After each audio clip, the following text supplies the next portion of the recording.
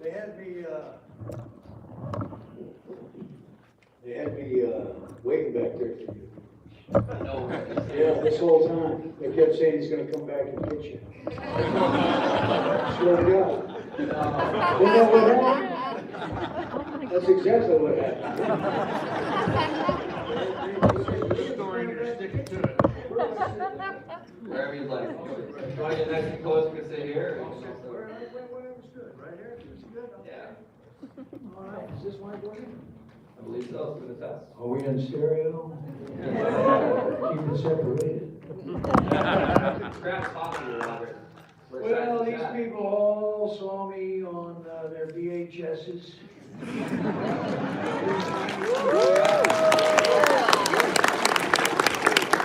There's nobody here old enough to have seen that in a movie theater. Wrong. You and I, sir. Laserdisc. Oh, yeah, well, it was still on a small TV or a big monitor. I remember when I went to look for a new TV monitor, to buy a TV monitor back in the early 90s. And they had those sound systems, and you go into the stores, and they would, of course, put on the Laserdisc from T2 and demo the sound system of the TV monitor. I just look at it like, I know how good it sounds. What's this got to do with this again? I guess you had to be there. Robert, welcome to Orlando, Florida. Welcome to MegaCon. Thank you. Are you the spokesman for MegaCon? I'm your moderator for this evening. You're the moderator for this Yeah. evening. That's outstanding. Yeah. We'll have a nice conversation. I'm being upstaged by this good-looking guy. One of the hobbits. Why did they get one of the nerds? They have to get a Viking. Of all the casting, this is wrong. It's fearful of sharing the stage with the team of thousands. Well, you should be afraid. Let me know when he shows up. I'd love to start there. Obviously, this panel, we're celebrating your entire career. We're putting a big spotlight on Well, I'm T2. honored that you're celebrating my entire career. I really am. I really appreciate that. I saw that T2 and beyond. That's what this panel is. T2 and beyond. There's a lot beyond.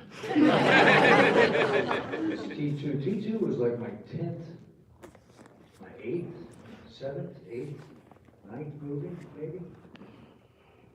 And we're up into like 300 some odd titles now. You know, it's interesting, I got that movie when I was 30 years old. I'd been in Hollywood for 5 years. And I'd given myself about 5 years to kind of make it. I actually started with Roger Corman movies. I did a lot of low budget Roger Corman movies back in the day. Those all helped me get T2, because that's where James Cameron started. He started with Roger Corman as well. And I must have done about 5 or 6 when I asked Mr. Corman. And I said, I think I have a chance to have a career if I could get an agent, but I got to get in the union. Maybe one of these movies could be a union movie, and I could have a real chance. And he gave me a chance. He gave me a movie that I was able to get my SAG card, and then I literally got an agent for the first time in my career. I've done, like I said, about 6 or 7. But little did I know that James Cameron had started at the same place, and all that helped when I went to audition for T2. He said, you started at Roger Corman, so did I. And it helped me out quite a bit, because he figured if I could endure that, I could endure what was in store for me in T2. So, yeah, I was 30 years old when I made that movie, and I'm 68 now. We made up for lost time. 30, 38, 31. God, that's a long time ago. Long time ago. It sounds like you and James were pretty close throughout the process. We were pretty close, yeah. Y'all have heard of Billy Idol? Yeah. That's a good story. Billy Idol was actually the original T-1000. And Billy was riding a Harley Davidson motorcycle and got in a motorcycle accident. He couldn't walk. It really is tragic. I mean, he couldn't walk, couldn't run. He had to roll. And when that happened, James decided, well, this is an opportunity for me to go a different way by trying to find an unknown actor instead of casting it with a celebrity or a known entertainer. And they sent out this mad search looking for someone to replace Billy. And when I got in there, they just wanted me to create an intense presence. And I did some stuff for the casting director, Mally Finn, and then she saw what I was doing and she said, hey, let's go put this down on film. I went and worked with one of James's assistants, Steve Quayle, with a video camera, and pretty much created the T-1000 on the spot. Almost everything that I do in the movie, I did in the audition. So I've never really been, in a situation where everything just came together all at the right time. And it was pretty amazing for me that I was able to walk away with that role. But I now own a Harley Davidson dealership. Part of the reason is, I love Harley Davidsons, but I really love them, especially, and it's so bad to say. Thank you, Harley Davidson. Do you remember the most valuable piece of advice you got from James? Whether it be a note from something you did on set, whether it be in the release of T2, or whether it be in the initial audition. Do you remember the most valuable piece? Oh, he gave me a lot of advice. He gave me a lot of great advice. Right after I got cast, I said to him, I'm getting married. And he said, I said, I'm getting married, I'm gonna have these 4 days off to make sure I get married. So you gotta schedule it so I get married. He said, are you sure you want to get married? I said, I am. He's had several wives. Sort of backhanded. Yes. Compliment, I don't know. What was the other advice he gave me? While we were doing the audition, he was asking me, what I was thinking, what I was thinking when I was doing it, and he encouraged me to be a sponge. That's how he put it. Be a sponge. I want you to absorb everything you can from the wildlife. I was basing it all on, a cat and the eagle, a praying mantis, and so I just really explored that, what it's like to be a predator, and really put the gaze on something you're trying to capture. So, but it was a great creative process. He was very secure in his creativity, which allowed space for me to come up with stuff. And he was very willing to accept what I created and the ideas that I had and actually put them down on film, which was really a wonderful collaborative experience for me. And not all directors are like that. Some directors are very specific and rigid what they want. I think that's because they're a little bit more insecure. They're not as secure as Mr. Cameron is when it comes to the creative process, so which allows him to really be bold, I think. That's the way I look at it. It's wonderful too that we're still celebrating T2 all these years. It's more relevant today than it was when it came out. Oh, yeah. I mean, it's the movie that keeps going. I was telling some of the fans that came in, some of you guys might have already heard this if you're at my table. The CGI portion of the film, which in total is only about 3 minutes of the entire film. So think about that today. You see CGI movies, you see movies that are so heavy CGI that they're not real. And the reason I think T2 is and will stand the test of time and go on, I think people are going to continue to discover it for the first time. It's because of the practical effects, the physical effects, that keep it rooted in reality, and the little bit of CGI that we use, you know, helps propel the story and sell the character. See you guys later. Sorry about that. I love you. It was great. It was great. I'm sorry. Whatever I said. Billy Idol fans.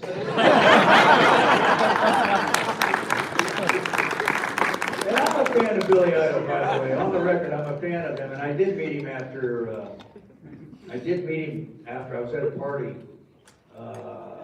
right after T2 came out, and Timothy Leary was there. It was a really wild party. And I met Billy, and he was right in my face telling me how great a job I did.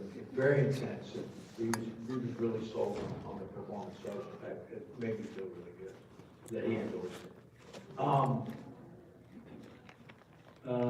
But going back to, yeah, there's only like 3 minutes of the CGI in the whole film. And I think today, they overuse it so much that some of these movies, they don't look real. They've lost their soul. And I think T2 will always have a soul. And I think it'll always be rooted in reality. And the more crazy it gets for us here, the more we'll see some of these things that were in T2 come to fruition.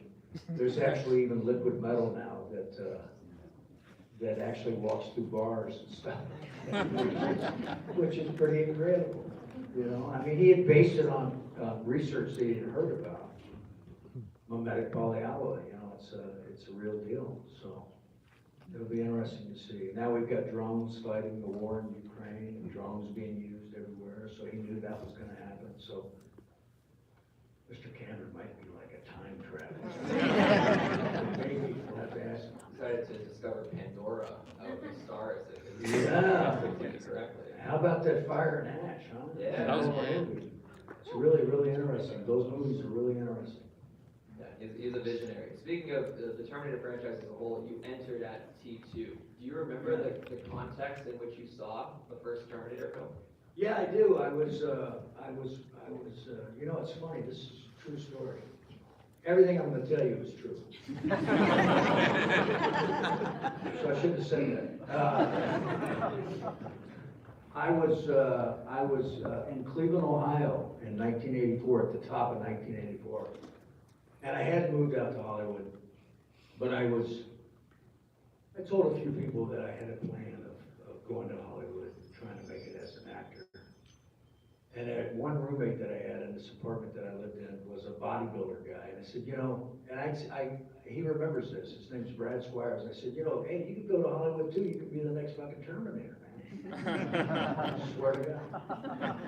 Little Brad. Here we are today. And here we are. He's still back in Ohio. T2 over the years. It takes a lot of, you know, a certain amount of audacity to say, you know what, I'm going to go to Hollywood and become an actor. Yeah. It's not easy to do. It's a real, you know, it's a thing to do, man. Yeah. And it's a multi-step process too. You don't just wake up one day and say you're going to do it. No. You got to make the decision. And you got to figure out if you're even any good at it. To pack the car, to find the apartment, and all that kind of stuff. Oh shit, I lived in my car, man. Are there children here? Raise your hands if you're under 12. Yeah, it's a fucking ballsy. I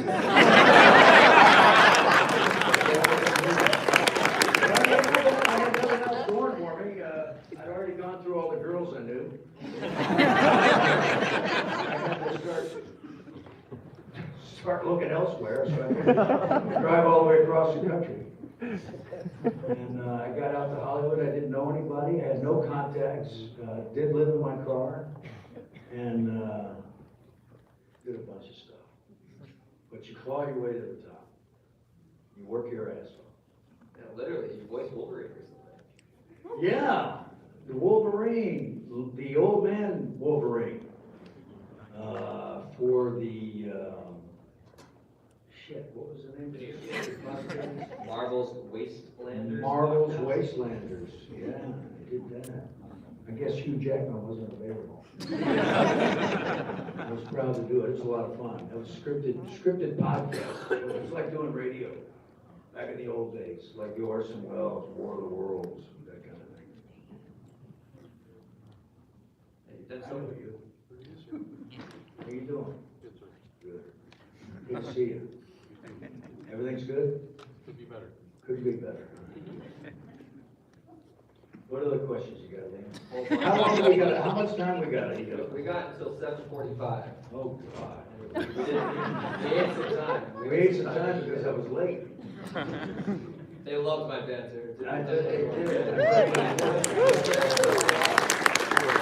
You doing drinks and cocktails to all these people? Water in here? Should we talk about Peacemaker? Yeah! John Cena.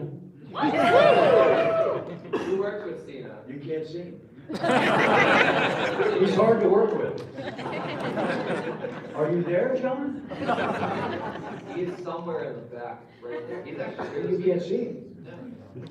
He very well could be He here. could be here. He's always in the Peacemaker. I'm going to tell you, that is a classy guy, John Cena. He's a great guy, great young man, and I met him and did his first movie, The Marine, and it was his first film, and he was a real student of. He wanted to be an actor. He wanted to get good at it, and he did really well. And then cut to, we did an episode of Psych together, and. I mentioned to him that I had a son that was big into wrestling, and he was his hero.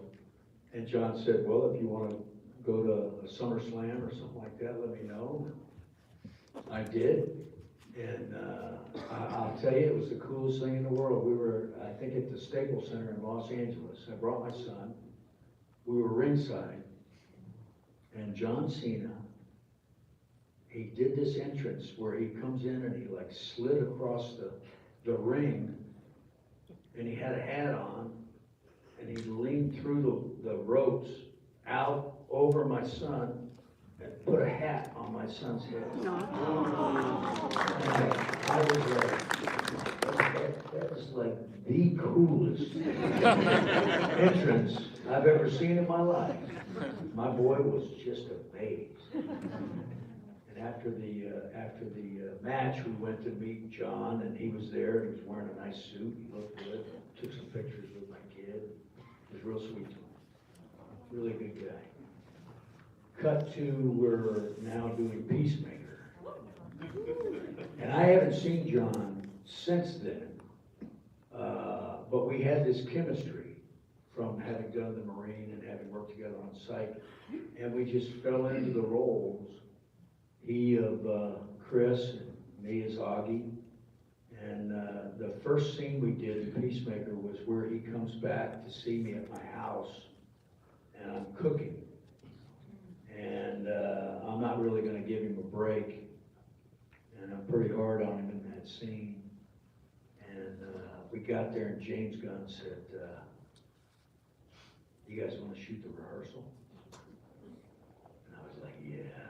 And so was John. Let's just shoot the rehearsal. And we shot the rehearsal, and it's pretty much the scene that you see in the show. It was pretty cool. Good experience. He's a great actor. It's unbelievable. From where he was in the Marine to where he is now, it's just incredible to see the growth and what he's become. He's just done a fantastic job. Hell of a guy. Yeah. What specifically did you notice changed about him over the course of those 20 years? 'Cause back He then, was just a better actor. He was more confident. He'd done a lot more work by the time we did Peacemaker. He'd done a lot of work. And he'd really grown as an actor. And he's quite amazing. See you guys later. Sorry about that. Just feel bad when people leave. It's like I'm selling Amway or something. It's like I'm selling Amway or SheFantasy. I haven't even got to the point of the good part of the scheme. Anyway. when Augie Smith, when Augie came to you, Yeah. how did that conversation look? Did James come to you directly? Yeah, James we had a Zoom meeting, and he said, I saw Perry Mason. And I said, yeah. And he said, I thought of you and I wrote you as Augie Smith. I don't know if you guys saw Perry Mason, it was on HBO with Matthew Reese. It was beautiful, beautiful, beautiful, very arty, set in the 40s. And there was something about that role that he saw me as Augie and asked me to do it. And he was telling me about it. He said, you know, you have to play a racist. And you got a problem with that? And I said, I don't know, should I? That you saw some of my work and you somehow see that way? What the fuck is that? What have I done to deserve that? That's not fair. You know, we had that conversation, and then he said, you know, you're basically Archie Bunker on steroids. I think I said that. So it's kind of like an Archie Bunker kind of character on steroids. He said, yeah, that's what. So yeah, Augie Smith hates everybody. Everybody. He hated his sons. He hated everybody. What a miserable man. A lot of fun to play, though, I'll tell you. And in season 2, we get to see an adult version of Keith as well, played wonderfully by David Denman. David Denman, who should be here, gosh darn it, I wish he was here. Was he supposed to be here? No, I think it would be great if he was here. Frank Grillo's gonna be here from Peacemaker. John Smith, Frank Grillo, myself. It'd have been nice to have David. David is like the Costco superhero, that's what I said. Yeah, I kinda didn't go all out on your uniform, man. You're the Costco boy. Sorry, sir. Duty calls. You already had the dynamic with John going in. Yeah. Relatively. What was your familiarity with David going in? I knew nothing of David other than I knew he was a great actor. And he was a great actor. And he is a great actor. And he was just fantastic. I had admired his work for a long time. I think he's just a really great guy. And the season 2 of Peacemaker was fantastic. I remember how I found out I was going to be doing Peacemaker 2. I was walking my dogs with my wife, and Steve Agee showed up. I was walking past Justine Bateman's house, who's a friend of mine, and Steve was pulling in to go in there and see Justine, and he said, he stopped and said, Robert, you know you're back for season 2 of Peacemaker. I said, no, I didn't know that. He said, yeah. Wait till you find out how you come back. And I said, I didn't even know that. But the whole new dimension was great. It was a great way to bring me back, and I was really happy to do it. It was a wonderful arc for that character, because as awful as the White Dragon was, the Blue Dragon, complete antithesis, and just a really great guy. Hey, you give that wonderful monologue, and I believe it's the penultimate episode of Yeah, season 2? it is. That should have been the end, I think, of the whole show, season 2. I liked the last episode, but I thought the penultimate episode was pretty damn strong. But they wanted to close it up a little bit more. I'm not James Gunn. He's a brilliant guy. He's fantastic. He's another guy that's very creatively secure, so he's willing to try all sorts of things. Yeah. While you're doing the process of it. You know, he'll throw out a line to you all of a sudden in the middle of the take. See you guys later. I'm shaming everybody's Shame. But James is very secure, and he's a wonderfully talented guy. He's become a great friend, and Jen Holland as well. It's a really wonderful cast. Yeah, you've been killed twice in Peacemaker. Killed twice in Peacemaker. I think there's a lot of themes there. Anybody see The Walking Dead? Yeah. I play two characters, one episode, they both get killed. What's up with that? Like Sean Bean. Huh? You're like Sean Bean. Yeah, Killing everything. Sean Bean. He beat me up for a while. I got a personal vendetta against him. I'm just kidding, I'm just trying to be funny. I only bring My it up. driver's leaving now too. Jesus Christ, everybody's leaving. Don't leave me too, man. How do I get back? All right, got the rest. I bring it up because, you know, all the different dimensions we play with in the DC universe as a whole. Yeah. Do you think your time in the DCU will ever truly be Sober. full period on the sentence? He said he wasn't lying today throughout the whole panel. No, it's over. I won't be back. We've never seen a comic book actor lie before. Never. Never happened. Sure. Never happened. Never happened.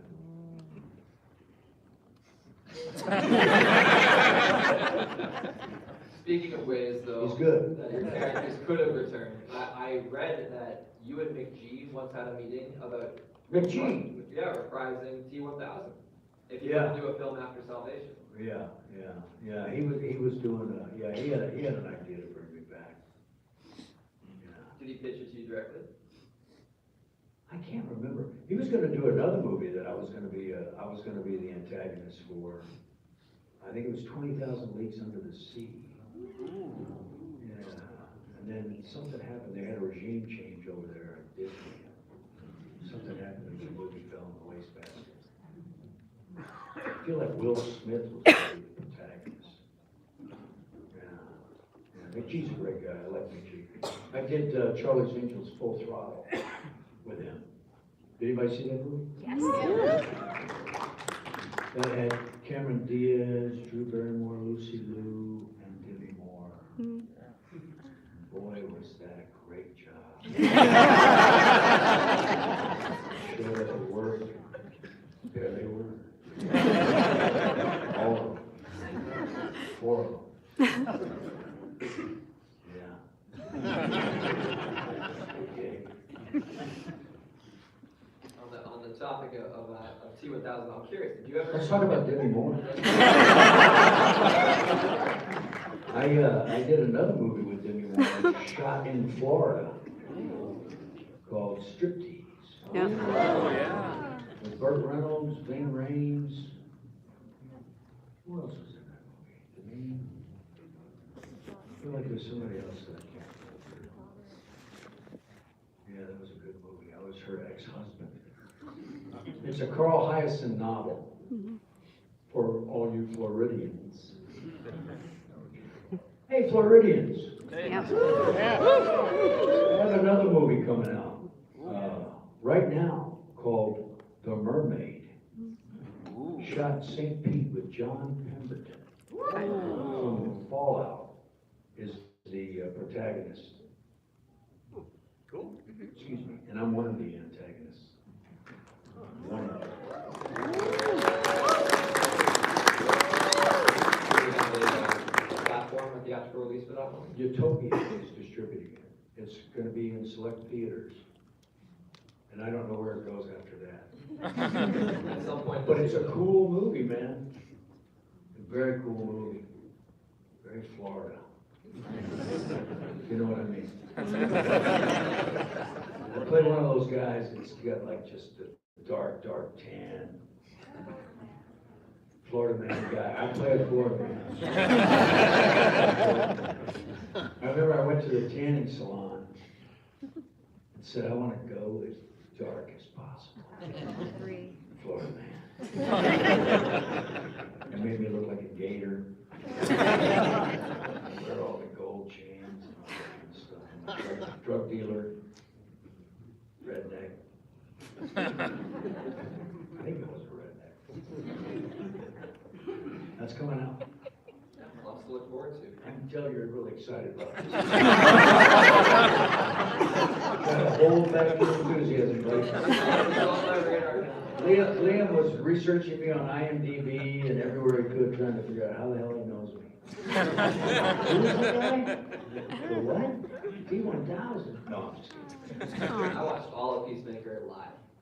Oh, good, Season good, two. good. Isn't it great when they do the weekly releases? Yeah. Yeah. What do you think of that dance sequence? Always more fun. Did you like season 1 or season 2? Season 2. I like season 1 better. Season 1, I had the pelvic thrust. Season 2, I just did the reveal. And I got news for you. The guy dancing in the blue dragon suit is not me. It's all faked. 20-some-year-old dancing guy. See you later, buddy. We see you sneaking out.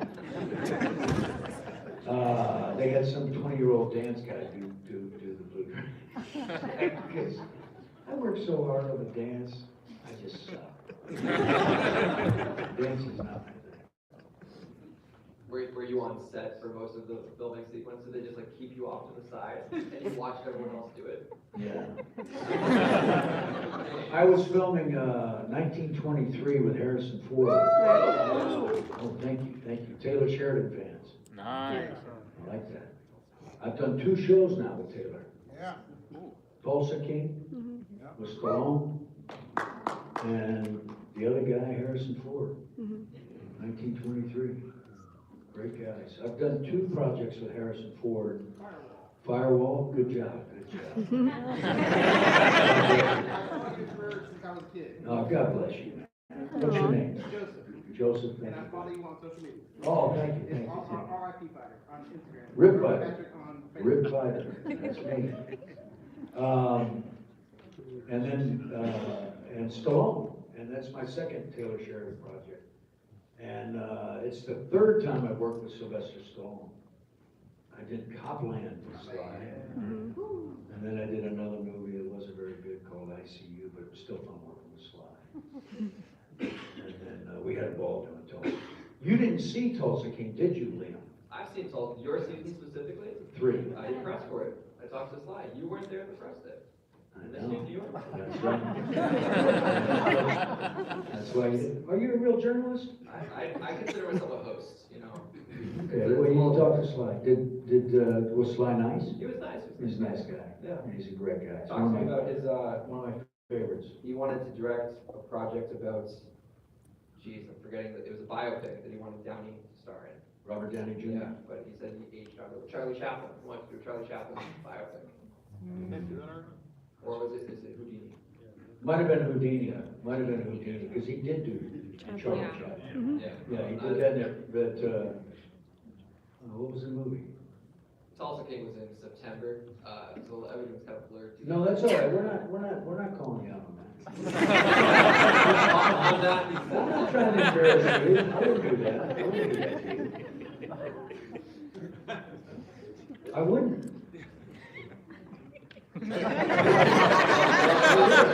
I'm being very serious.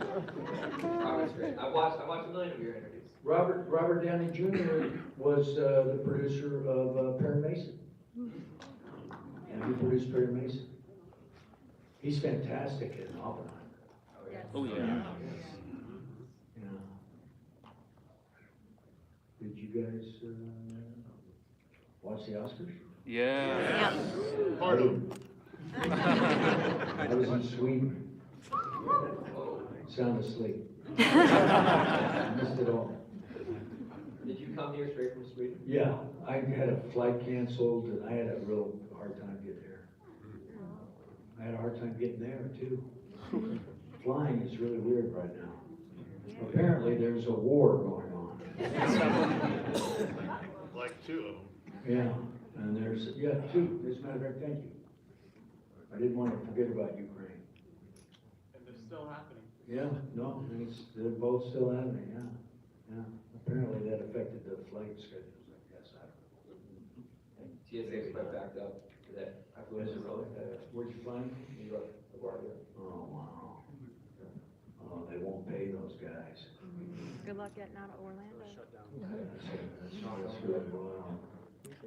don't understand how they can do that, just shut the government down like that. Huh? Political theater, yeah. This is gonna sound. Chuck Schumer. This is gonna sound like we're trying to steer away from politics. It's but all Chuck 7:45.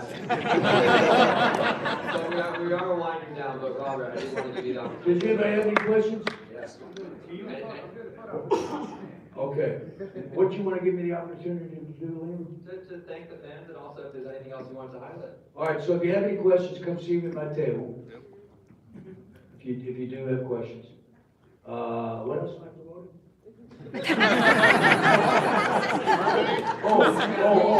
Murray coming up? Oh, I do. I have a movie I did with Bill Murray and Dustin Hoffman and Brendan Fraser. And he's here this weekend. Written and directed by Andy Garcia. And we just did that back in LA. I just did another movie with Tommy Flanagan called The Highwayman. My 2 kids are both in it. And that's called The Highwayman. That'll be out. Then I told you about The Mermaid. And then I'm going to Colombia, South America to start a movie called How in 2 weeks, which is about the gentleman that created City of Hope, the charity. Which is a really, really interesting story. I am not playing him, I'm playing somebody.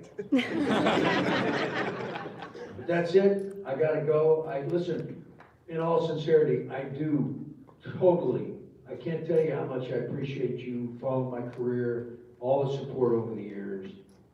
I love acting, I do the acting for myself, but I hope you guys like it because I do it for you too. Love you.